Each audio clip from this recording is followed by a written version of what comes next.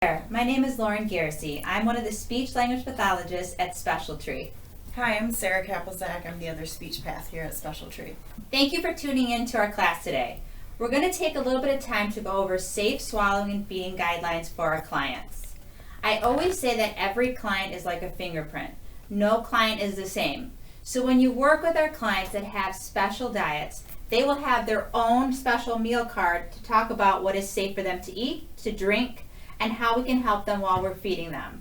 I'd like to go over step by step with the meal cards that look like this, so that way you get to understand what is all in this.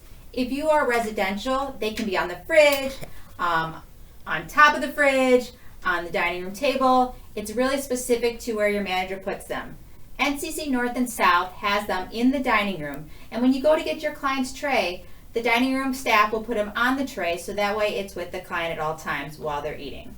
So the first thing that goes onto this meal card is the client's name. Who has it? Again, if a client isn't on a safe swallowing oral diet, they won't have one. But if they are, you'll find it with their name.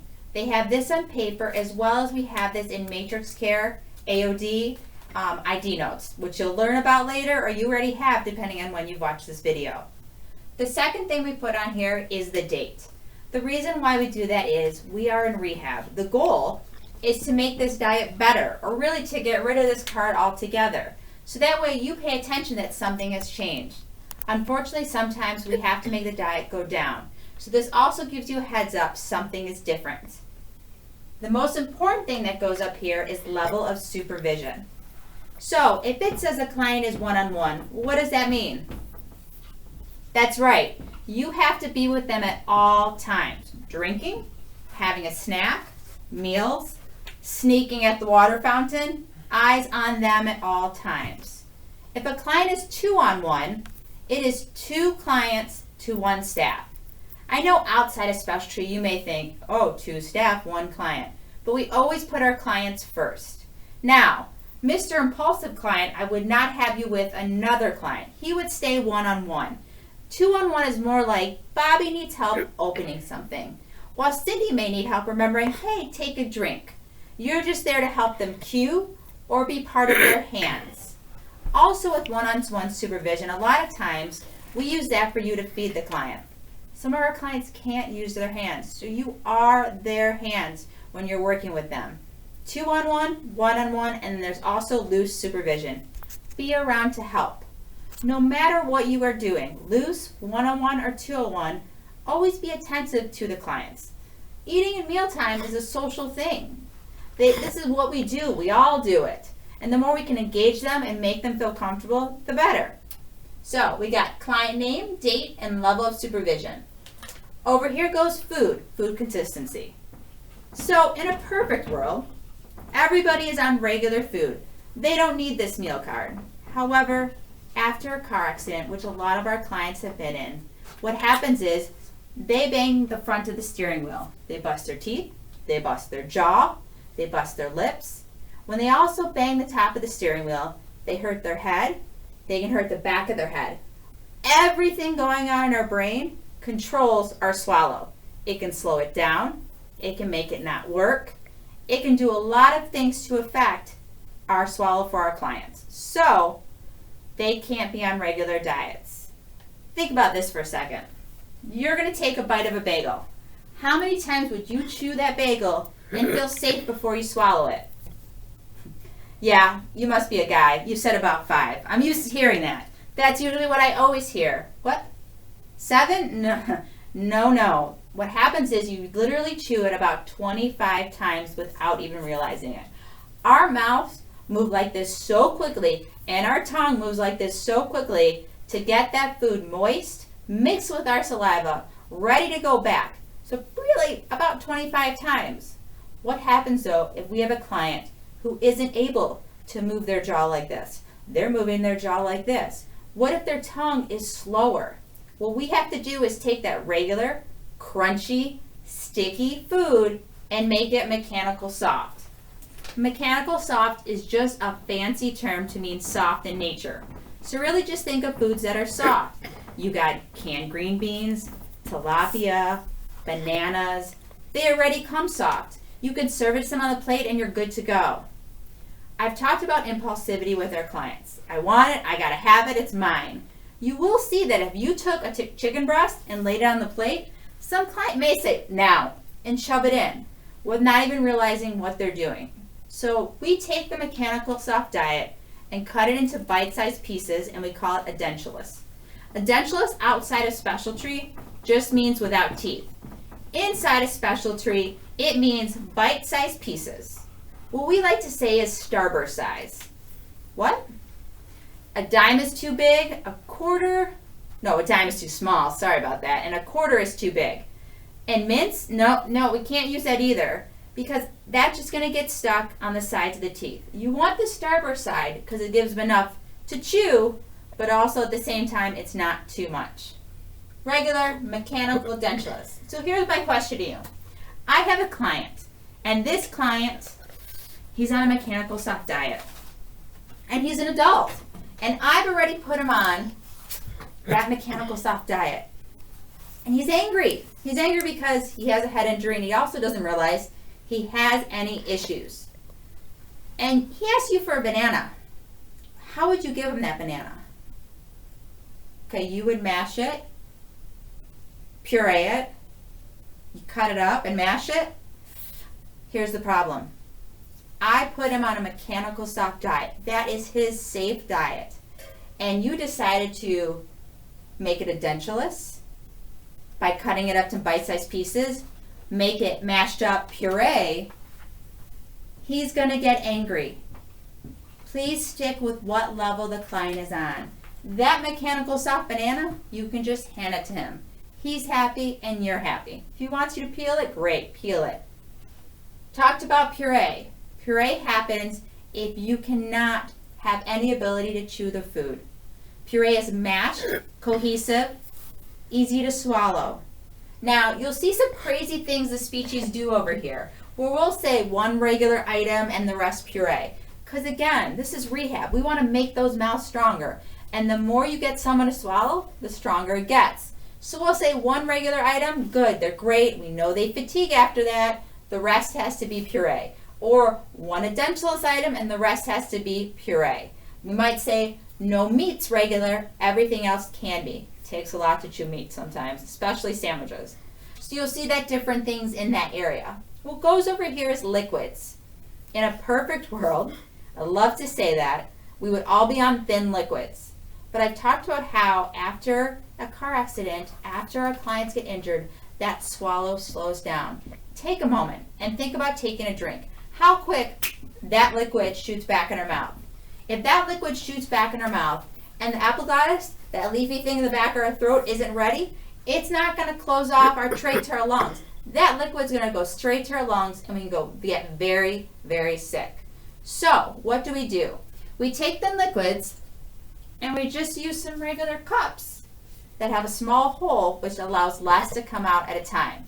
The nice part also about cups with a lid is the minute it touches my mouth, my lips curl, my tongue curls, and it tells the leafy thing, that epiglottis in the back of your throat, close off, something's coming, I want it to go to the stomach instead. So a lot of times you may see thins by special cup. I like to use cups that everyone else uses because they look like normal.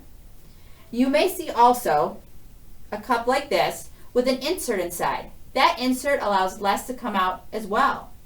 A lot of times, our clients want toddler cups. Now, I know they're adults and people think, I don't want that. But they're so much easier to handle. They're smaller to grip. And if you open it up, there's little spouts inside, again, that less comes out at a time. So we got thins, but sometimes that won't slow down enough with our special equipment. So we go to nectar. Nectar is just like V8 juice, whole milk. When you turn off the sink, it's the drips coming out of the sink.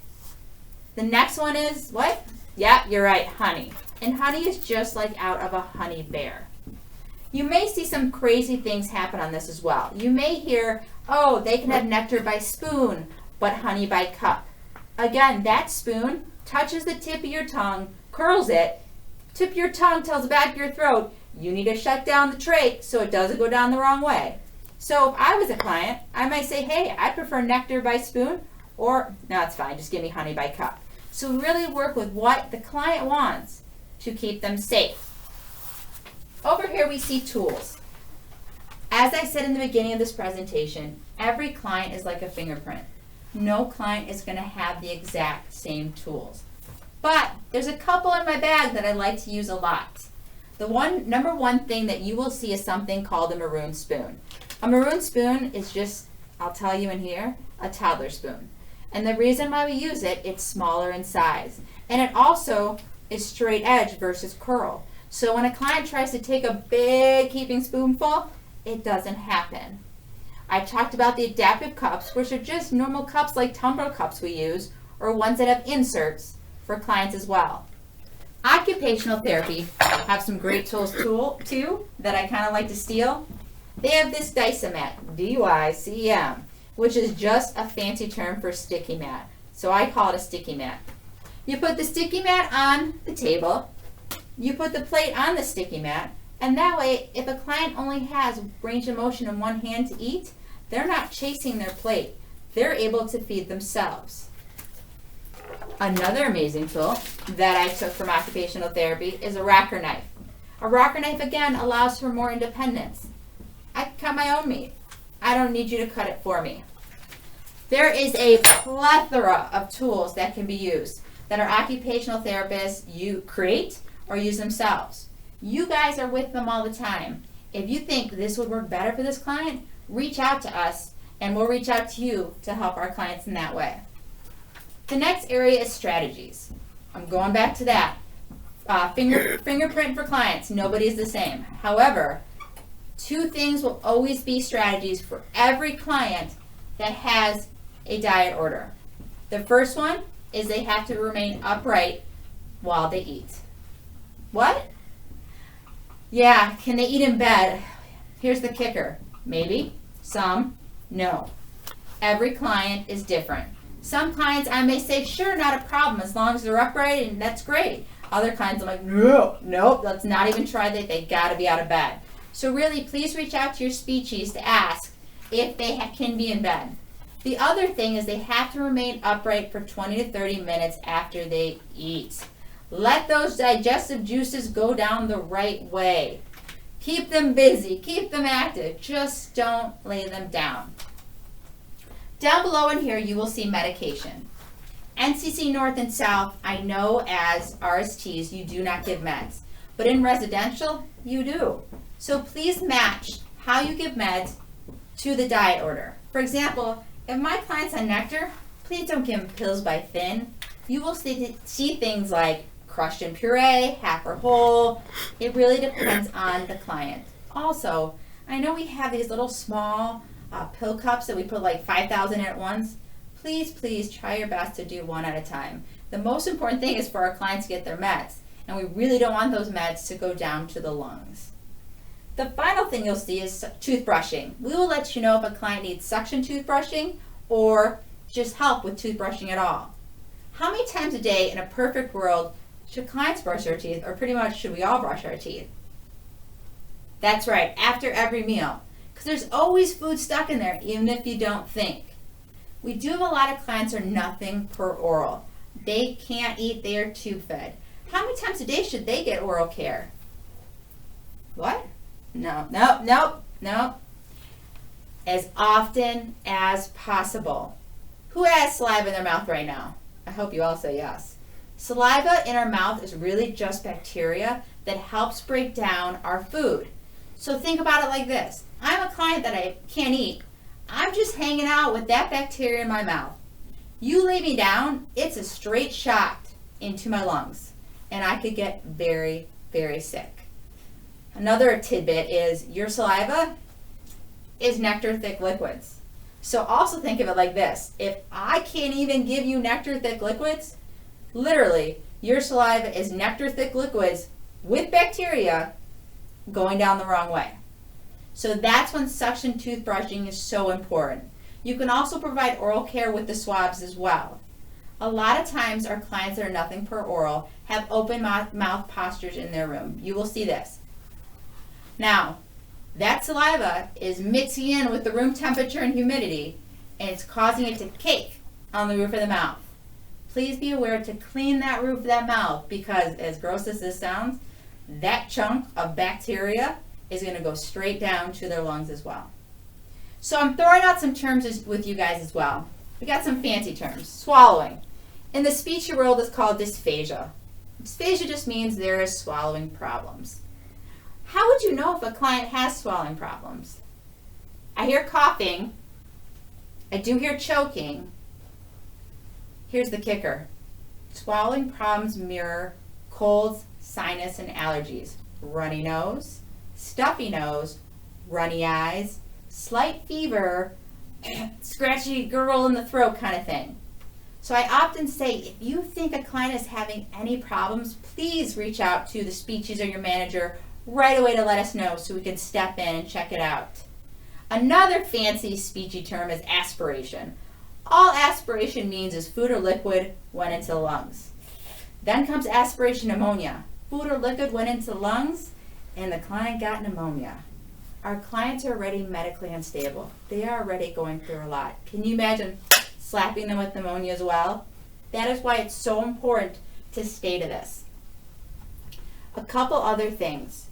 You will see something called hidden thin liquids.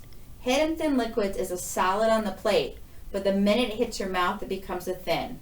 This is really important to be aware of for clients that are on nectar or honey, because you literally will be giving them a thin liquid without even realizing it. The big ones are ice cream, milkshakes, watermelon, popsicles, ice cubes, and Jell-O. Now I got some good news. Some things can be thickened. You can't take already frozen ice cream or already made milkshake and thicken it. It will just constantly melt to the thin. But you could leave the container of ice cream out, thicken it to the consistency, throw it back in the freezer, don't do fridge, and everybody's happy. You can make ice cubes that way, popsicles that way, Jell-O that way. I've been asked if you can drill holes in a watermelon, add thickener, and it stays thickened. Good idea, not going to happen. Gotta scoop it out, add the thickener, and kind of make it like an applesauce. Please reach out to us if you're like, oh my goodness, this could be a hidden thin. How can I keep our clients safe? We will totally come up with great ideas to help you. Another term you're going to hear is mixed consistencies, when a solid and a liquid are together at the same time. This can be very troublesome for our clients that already can't control other things. Can you imagine?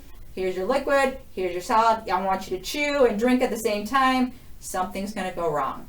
The biggest one that I always hear about is cereal. You got the milk and you got the cereal. Could you soak the cereal? Could you drain the milk? Could you thicken it? Yes. But as I said before, everybody's different. So come to us and let us know, and we'll figure out how to get them their cream of wheat, their crunchies, or whatever Cheerios that they really want. Soup is another one. A lot of times what we do is we take tomato bisque, because all it is broth. Sometimes we thicken it, sometimes we don't, depending on the client. Or think, chicken noodle soup.